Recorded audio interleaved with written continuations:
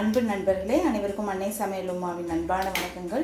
இன்றைக்கி அன்னை சமையலில் பார்க்க போகிறது மஷ்ரூம் பெப்பர் ஃப்ரை. இது நம்ம ஹோட்டலில் விரும்பி சாப்பிடுவோங்க. இன்றைக்கி வீட்டில் எப்படி சுலபமாக செய்யலான்றதை பார்க்கலாம். வாங்க மஷ்ரூம் பெப்பர் ஃப்ரை எப்படி செய்கிறதுன்னு பார்க்கலாம். 1 டீஸ்பூன் மிளகு, 1 டீஸ்பூன் சீரகம், 1 டீஸ்பூன் சோம்பு, 1 டீஸ்பூன் தனியா.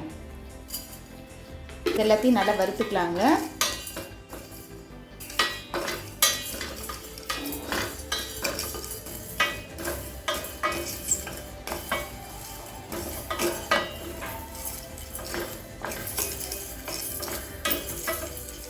எல்லாத்தையும் நல்ல வாசனை வர வரைக்கும் வறுத்தாச்சுங்க.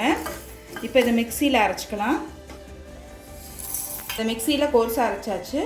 இப்போ இதை எடுத்து தனியாக வச்சிடலாம். கடாயில் தேவையான அளவு எண்ணெய், ஒரு பட்டை, கொஞ்சம் கருவேப்பிலை, நீளமாக நறுக்குன்னா 2 வெங்காயத்தை சேர்த்துக்கலாம்.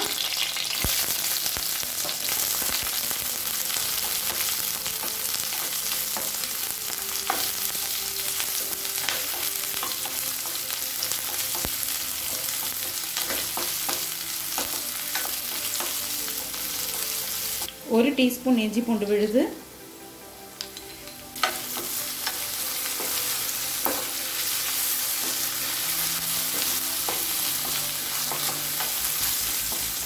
அடுத்தது 200 கிராம் மஷ்ரூமை சேர்த்துக்கலாங்க.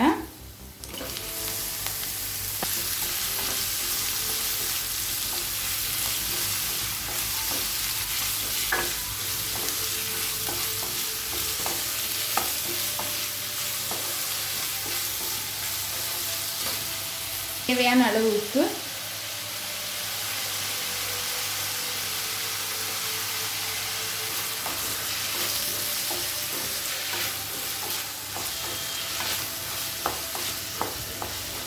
மஷ்ரூம்லேருந்து தண்ணீர் விடுற வரைக்கும் வதக்கிக்கலாங்க.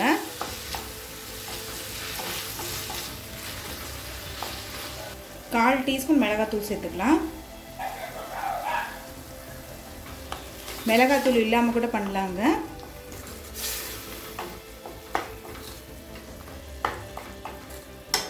மஷ்ரூம்லேருந்து நல்லா தண்ணி விட்டுருச்சு. அடுத்தது கேப்சிகம் சேர்த்துக்கலாங்க.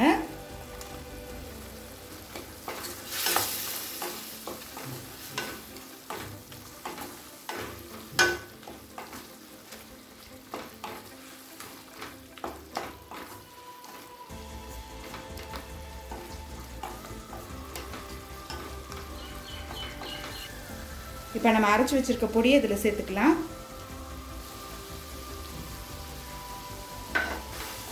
இப்போ அதை நல்லா மிக்ஸ் பண்ணிக்கலாங்க.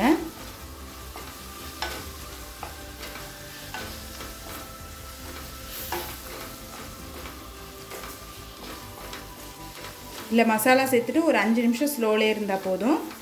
எண்ணெய் பிரிஞ்சு வந்தோடனே இறக்கிடலாம். இப்போ 5 நிமிஷம் கழித்து பாருங்கள், மஷ்ரூமும் மசாலாவும் நல்லா மிக்ஸ் ஆகிடுச்சு. ஸ்டவ் ஆஃப் பண்ணிவிட்டு கொஞ்சமாக எலுமிச்சை சாறு சேர்த்துக்கலாம். கொஞ்சம் கொத்தமல்லி.